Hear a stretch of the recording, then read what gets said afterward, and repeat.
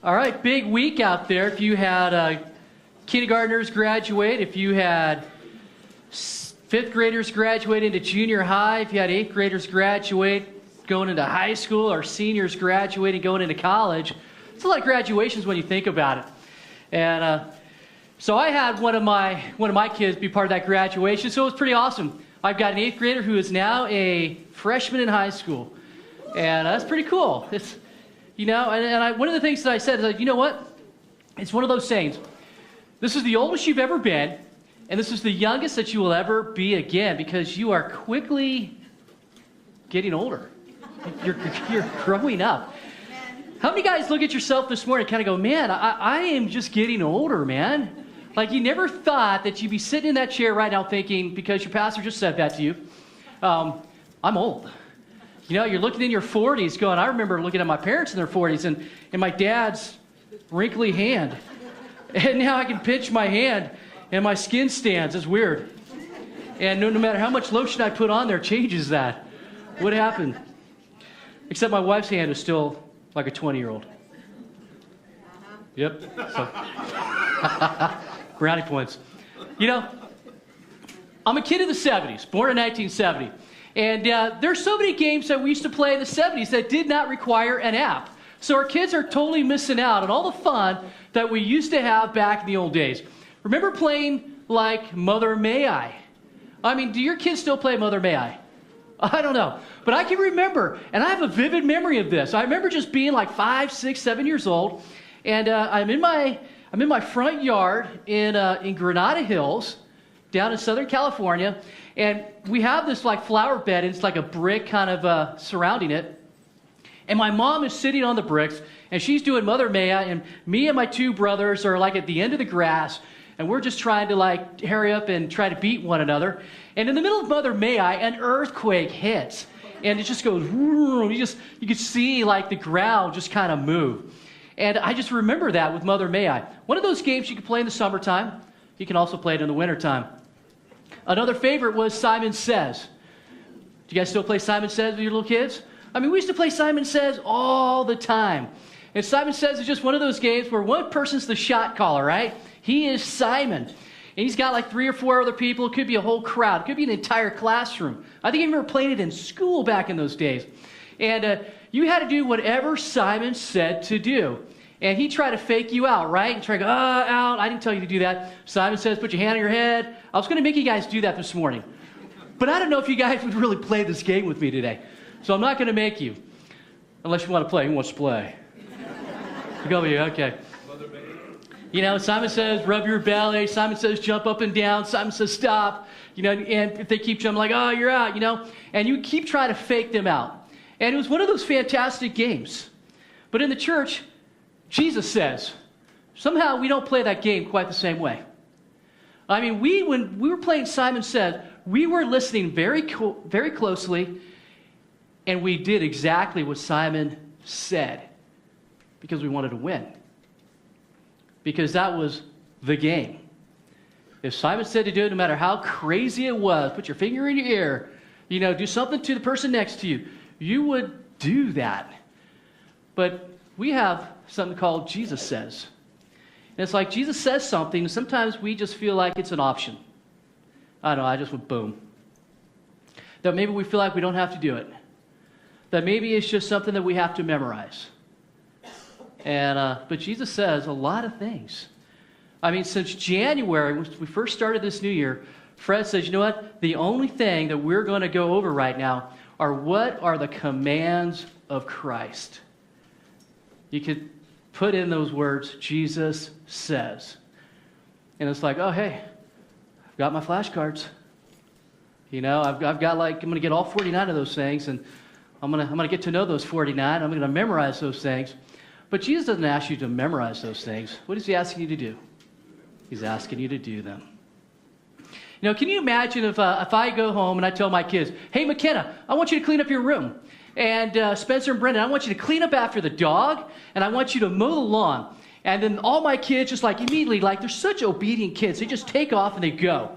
And then they come back an hour from now, and I'm like super excited to see them come back. And they go, hey, Dad, I memorized what you said. I memorized it, right?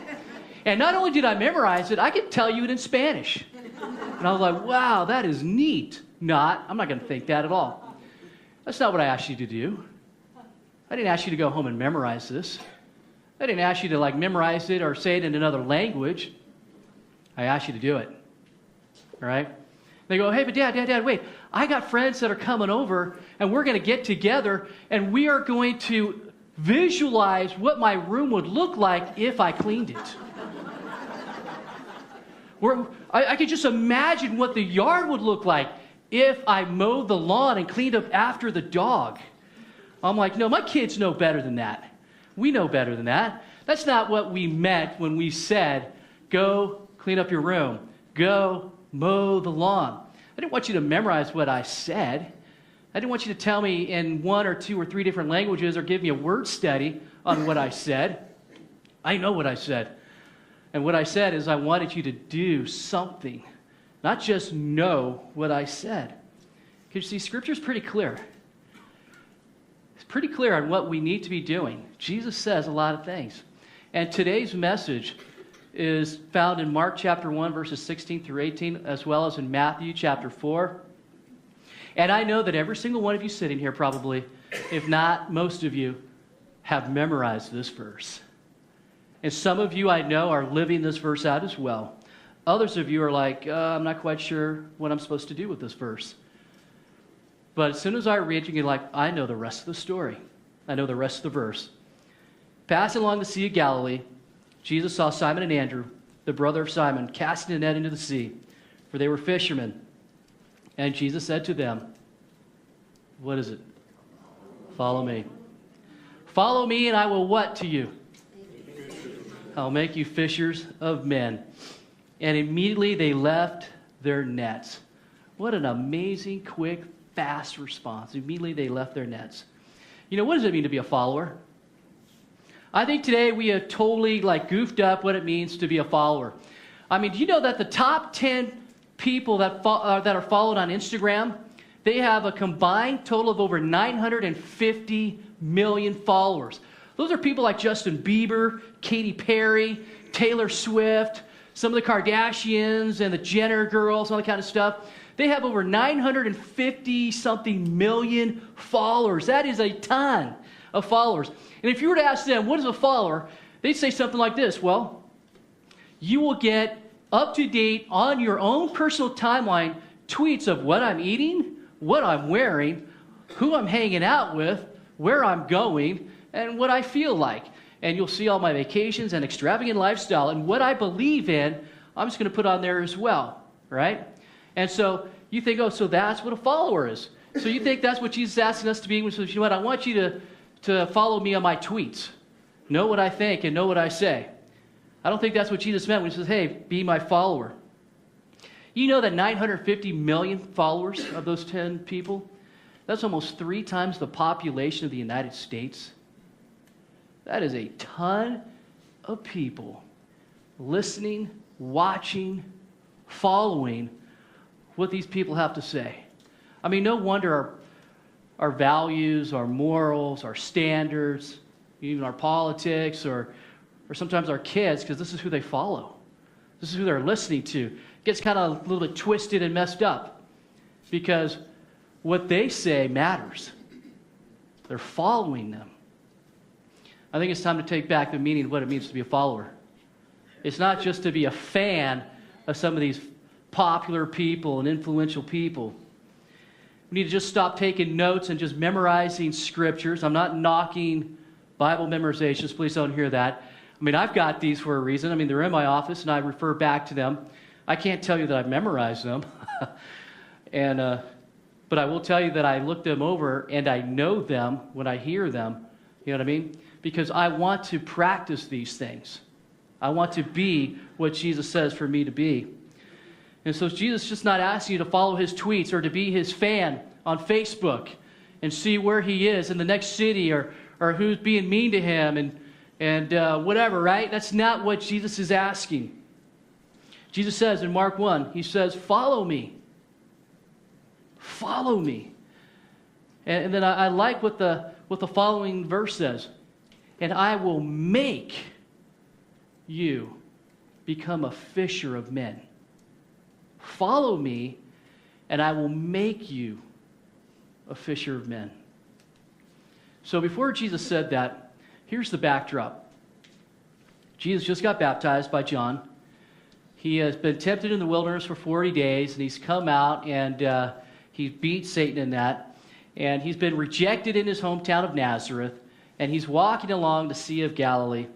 And there's a crowd there that is gathered around Jesus, and he's teaching. And so Jesus just backs up, and he gets into the boat, and Simon just pushes him out, and he continues to speak. And when Jesus is done talking, he looks at Simon and his brother, and he says, cast your net out. And Simon, I'm sure the whole time, is listening to what Jesus has to say, but maybe not totally paying attention like he's in a restaurant. He's probably just gathering his net. He's doing this, just cleaning up. He's done, man. He's just been fishing all night. And now Jesus is saying, now that you just put it all together, put it back out there in the water. And I'm sure reluctantly, Simon's just like, you don't understand. I've caught nothing all night. But he listens. And he drops his net, and they get like a massive, huge catch. So much that they need help bringing it into the boat. And they need help. And Jesus has caught their attention. And he says to them, follow me, and I will make you become fishers of men. That same call, that same command that Jesus gave to Simon and Andrew and James and John, that same call is extended to you this morning. It's been extended to you since the moment you accepted Jesus Christ as your Savior. Because that command to follow him is not a command to salvation. That's not what he asked Simon and Andrew, James and John. It's not a call to salvation. It's not a call just to believe in him. When Jesus said, follow me, that's exactly what he meant. He meant, follow me. Come with me. He didn't just say, hey, I want you to follow my rules. I want you to follow my activities. I want you to memorize my teachings. I want you to follow my Twitter account. It's not what he said. He said, I want you to follow me. Because Christianity is about knowing Christ. It's about loving him. It's about serving him. It's about obeying him. It's not just about believing in him. It's not just about being saved. So if you're sitting here this morning and you're like, you know what, I've given my life to Christ. I mean, I put my faith in him. I believe that he is the Son of God, that he died on the cross. I believe all of that. Then congratulations. I say your work is half done, but you're not finished. Jesus says now, follow me. Go the rest of the way, guys. Don't just sit here and say, you know what, I've put my faith in him. There's a command. Now follow me. And then it's followed by a promise. And I will make you become a fisher of men. I mean, you're not already a fisher of men. These guys were fishermen, right? He goes, follow me, and I will make you become a fisher of men. He's not saying you have to be a fisher of men.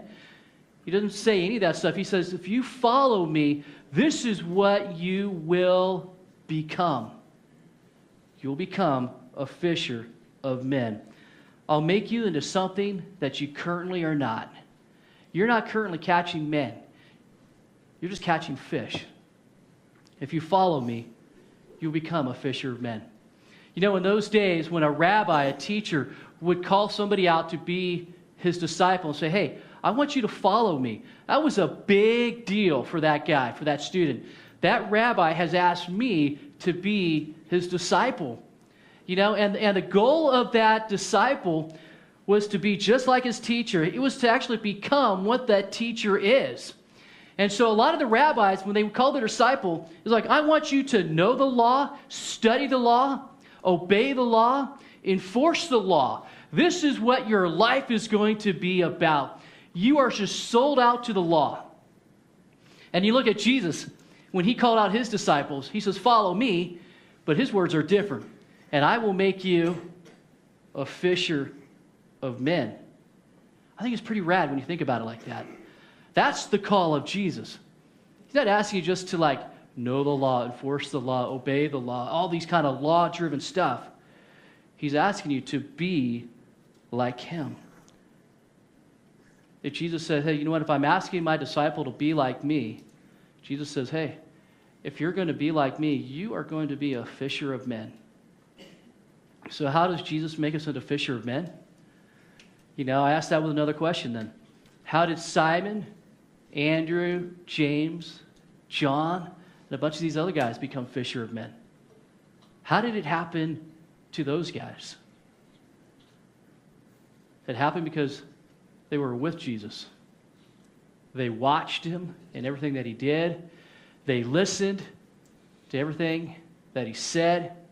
They served with Jesus. They just were with him, and they knew what Jesus was doing. And remember, Jesus wasn't here for a real long time with these guys. He was with them for just a handful of years, 3.5 years. And so while they're with him, they're going to watch him speak to the rich young ruler. And they see Jesus' interaction with this rich young ruler and how he felt. And it's like looked right into his heart and said, Jesus loved that guy.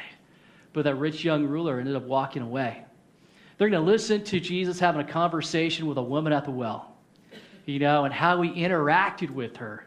Do you see a whole different kind of rabbi with this guy versus the one who just says, I want you to know and study the law and enforce the law and all these kind of things. Jesus' whole mission was about reaching people, about being a fisher of men. You can see they're going to watch Jesus interact with Nicodemus and Zacchaeus, and they're going to hear everything that he's got to say. They're going to watch him preach to a crowd of 5,000 and then feed them. They're watching Jesus in action. They're hearing and they're listening to him. And at the end of 3 years, they knew how to start fishing for souls because they saw it in action. They heard it in action. And they said, you know what? I know how to fish now. I mean, if I'm with Fred and he's fishing on his boat, you know, and I'm not that great at fishing, but I just like to catch fish. I would never claim that I'm a fisherman, you know, and sometimes I want Fred to unhook my fish for me, you know, and it sounds really bad, but I'm going to let you know what it looks like when I catch a fish. You know, I hate fish, touching them at least. You know, I have to get a rag and grab the fish because I don't like touching the fish, man. And then I take the hook and I get it out of his mouth because I just don't like to grab that fish. It's just too slimy and it's jumping around and all that kind of stuff. That's just not me. And then I'm not saying I play dumb, but then it's just like, hey, I don't know how to fillet a fish. Fred, you know, and then Fred is stuck filleting my fish for 2 reasons. One, I don't like to fillet fish. 2, I don't want to waste the fish I just caught on jacking up my fish trying to fillet it. I want Fred to give me a really good fillet. You know what I mean? I want to take it home and go like, I got fish to eat, rather than a bunch of like, you know, fish taco meat. You know what I'm saying? Because that's what's going to happen. You see, if Christ caught us, we ought to catch others. I mean, that's his model. Follow me, and I'll make you fishers of men. And I got to say this one statement because, you know, as I look at this passage, I got to say, if you're not catching men, if you're not fishing for men, I don't believe you're following after Jesus. Because if you were, it says that you would be like him. And to be like Jesus, it says here in this passage that you would be fishing for men. If you are truly following Jesus, your life will be changed. You're not just believing in him and saying, okay, this is what I believe. No, you're going to become like him. You can't be anything else than to be like your master, than to be like him. There's another word for being a fisher of men. It's a word that I'm sure that we're not all comfortable with. It's called evangelism. Sometimes we'd rather just not hear that word. Like, you know what? You say evangelism, that's the last thing I want to do. That is the last thing I want to be. I don't want to go to the fair and sit behind a booth and share Jesus with everybody that's going to walk by and go, hey, can I talk to you about Jesus? No. Okay. Hey, can I talk? Hey, no. You know, that's not, I'm not into that either. But you know, sometimes some people are just into that stuff. But the thing is, Jesus says, hey, I want you to be a fisher of men. What he's really saying is, I want you to be about the business of evangelism. I want you to be sharing your faith. I mean, consider the cost if you say no to Jesus. Consider the cost if you say, Jesus, I am not going to follow you. I am not going to be like you. I'm not going to be doing evangelism? What would the cost be if you sat there in your chair right now and said, you know what, I don't want that. That's not what I want for my life. If you don't give your life to following him, if you say, you know what, I'd rather just live the American dream. I'd rather just be comfortable in my house and just kind of pursue like the nice pleasures of life, sit back in my lawn chair and have my nice ice cold drink and sip it with a straw. Just let me do that. And I'm comfortable. You know, but meanwhile, 130 million children are being born into this earth every year, but without a witness to the gospel of Jesus Christ. And then another 130 million. And then another 130 million. See, the cost is great if you say no to following Jesus. There's a world out there that needs to hear, but we're a little saying we're not comfortable with living like that. To follow him means that you're going to be like him. Just don't believe in him. The command is follow me, and I will make you become a fisher of men. Came across this story. In heaven, Gabriel and Jesus are having a conversation. You know, and Gabriel asked Jesus, hey, Jesus, what are your plans for evangelism now that you're up here, now that you're done? What is your plan? And Jesus said, well, you know, I asked Peter, James, John, Andrew, and all these, and a handful of other guys. I asked them to make it their business in life to share everything that I told them, to talk about me, and to tell others. And that those people would then tell others, and then they would tell others, and then they would tell others, until the whole world heard the story about me, the good news about me. And then Gabriel says, well, what if they don't do that? Jesus says, I don't have another plan. I don't have a plan B. Jesus says, that's my plan. So I ask you, is that a crazy plan? Is that a ridiculous plan? Or is it a genius plan? You see, Gateway is supposed to be a life-saving crew. We're not a club. It's not like tennis and golf. This church is like a lighthouse. A life-saving crew of people. I mean, that's why we exist here. I mean, if we all said, you know, right here in this church, let's say there's about 300 of us at Gateway Bible Church. Let's just say 300 of us said, you know what? We have decided that we are going to share Jesus with the people that we know. I'm not asking you to go out there and just be on the street corners. But I'm just saying, hey, you know what? Will you share Jesus with people that you know? People that you come in contact with? People that you care about? People that actually matter to you? Will you share Jesus and have a goal that says, you know what? I'm going to win one person to Christ a year. That's it. Just one. I know that may or may not happen, but that is my goal. I'm going to share Jesus. I'm not going to be afraid. I'm not going to be ashamed. I'm actually going to know the Word. I'm just going to share Jesus. He matters the most to me, more than anything else in life. And my goal is just to have one person come to know the Lord. And then I'm going to take that one person and I'm going to do that same thing. If I'm going to disciple him, I want him to do what I just did. I want him to be passionate about Jesus and be able to share his faith with others, and that his goal would be to lead one more person to the Lord the following year. And so then he would do it to the next person. Do you know that if we did that, in 1 year, 300 would turn to 600? By the second year, 600 would turn to 1,200 people coming to know the Lord. Many more would have been shared the message of Jesus Christ, but 600 come to know the Lord. After 5 years, if we were to do that, with that kind of multiplication process, there would be over 9,600 people that would come to know the Lord. That is almost the entire population of Scotts Valley. And if we were saying, you know what, how much further can we take this? Can we take this to 10 years? 9,600 becomes 19,200. And then we go to year 7, year 8, year 9, year 10. By the year 10, we would have over 300,000 people come to know Christ. If we would just say, you know what, I'm just going to focus on one person to come to know the Lord, but I'm going to share my faith with as many people as I can. That's more than the entire population of Santa Cruz County.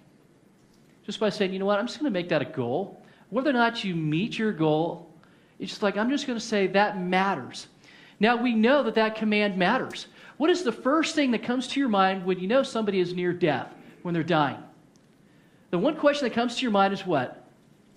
Are they saved? Do they know Jesus? You know this command matters. Otherwise, you wouldn't be thinking that at the end of life. Oh, I hope they know Jesus, man.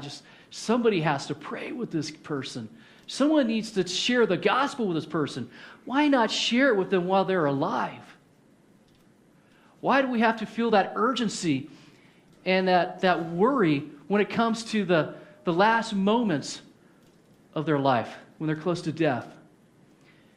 It's got to start somewhere. I just want to challenge you based on today's passage. Let's start now. Let's start here. I'm saying, you know what? I'm going to live the kind of life that says I'm going to follow Jesus. And I may not be a fisher of men yet, right here, right now. But if I follow him, Jesus will make me become a fisher of men. I will be winning souls. Because you know what? Jesus cared about people. He had compassion for people. And that exact same thing is going to happen to you. You're going to have that compassion. You're going to care. You're going to want to share your faith. And it's not going to be like a fear thing anymore. It's going to be like, hey, I want to do this. It's just natural to share my faith. And then it's like, hey, with all these people that I've shared my faith, is one of these persons just ripe for the harvest? And it's just going to be natural. So the command, quite simple. Don't just study it. Don't just memorize it. Don't go back and look up the Greek word. But go ahead, that's fine. But actually, and I actually wrote the title on this one. No more to just say, the commands of Christ. I just said, Jesus says, like it's not a game, but it's like real stuff. Jesus says, follow me. And I'm going to change your life.